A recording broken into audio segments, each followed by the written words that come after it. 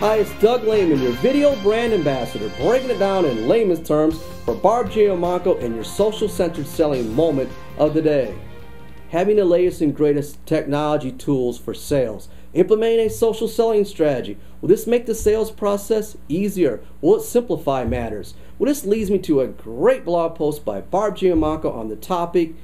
It's more complicated than that. Now we're going to bring Barb out here shortly as the voice of reason, but I'm going to lay it out to you in layman's terms. Your organization may have the latest and greatest technology tools, software, applications, and you're embracing a social selling mindset. But if you're using these tools and you're using the technology as a way to cut corners in the sales process, and what I mean by that is cut corners and sell the same way to each and every customer, well, you're not only making the process more complex, you're making it cumbersome for yourself. These tools, social selling best practices, can help in the sales process. But today's buyer, they're more educated, they're more informed than ever, and you can't use a cookie cutter technique. You may be well schooled in these practices, but don't roll out the same sales pitch and process to each and every customer the same way. It comes down to time, talent, and delivering value, and technology tools can help in that matter. Now we're going to bring Barb out here right now as the voice of reason to share her own insight on this topic. Barb?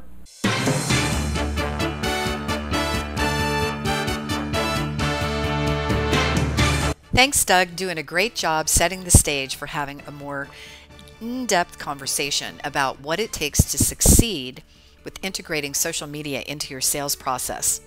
It is more complicated than many experts would have you believe, and frankly, there just are no shortcuts. I love what Brian Solis had to say when he said, "Become disenchanted with anything," and I would say anyone, that suggests they can take a complex subject and break it down into a top 10 list. To be successful at any change in your business approach or strategy, that takes really thinking through what you need to have happen. As I've always advocated, you need a strategy, you need people with the right skills, which means investment in their learning and development is critical, and you need to execute consistently over time. A social selling strategy doesn't just impact sales. It's going to impact how sales and marketing coordinate their efforts, especially in the area of sharing content. Where's the content? How do salespeople get it quickly? Can they share it easily? These are all the things that need to be thought about. It's easy to say share content. It's a whole different story when a salesperson is completely lost about the roadmap they need to follow in order to do this well. So don't believe anybody who wants to suggest that just a few Twitter classes or a few LinkedIn classes are all you need. If you really want to be successful with social selling or great sales in general, think about it from a much higher level, strategic point of view. Frankly, it is more complicated than many people would have you believe. But you know what? If you put the time and effort into it, it makes a huge difference in your sales and revenue generating activities. All right then, back to you, Doug.